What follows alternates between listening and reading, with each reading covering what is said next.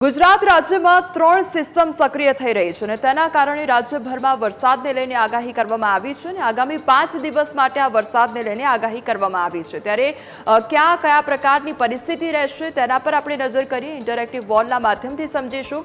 સૌથી પહેલા તો આપણે વાત કરીએ 25 તારીખની, એટલે કે આજના દિવસની વાત કરીએ તો ક્યાં આગળ ઓરેન્જ એલર્ટ આપવામાં આવ્યું છે અને ક્યાં રેડ એલર્ટ।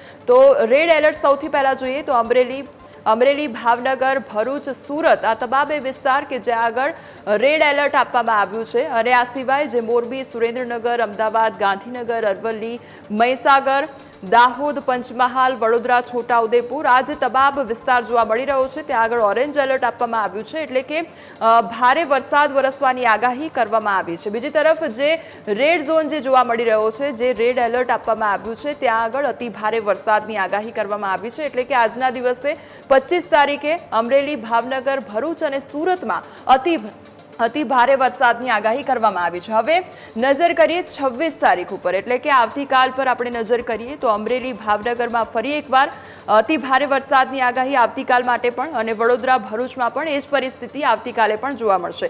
અન્યનો જે વિસ્તાર છે ત્યાં આગળ ઓરેન્જ એલર્ટ આપવામાં આવ્યું છે। ફરી એકવાર અમદાવાદ, ગાંધીનગર પર જો આપણે નજર કરીએ તો ત્યાં આગળ ભારે વરસાદ જોવા મળી શકે છે, એટલે અમદાવાદવાસીઓને ક્યાંક ગરમીથી રાહત મળશે। 2 દિવસથી આપણે વરસાદી માહોલ જોઈ રહ્યા છે।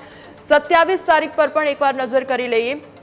2 દિવસ રેડ એલર્ટ અને ઓરેન્જ એલર્ટ જોવા મળ્યું, પરંતુ 27 તારીખે છૂટો છવાયો ભારે વરસાદ જોવા મળી શકે છે। આ કચ્છ, પાટણ તેમજ મોરબી, સુરેન્દ્રનગર, અમદાવાદ, ગાંધીનગર, જામનગર, રાજકોટ, બોટાદ, આણંદ અને ખેડા તમામે વિસ્તાર કે જ્યાં આગળ આપણને ઓરેન્જ એલર્ટ જોવા મળી રહ્યું છે, એટલે કે ભારે વરસાદ વરસી શકે છે।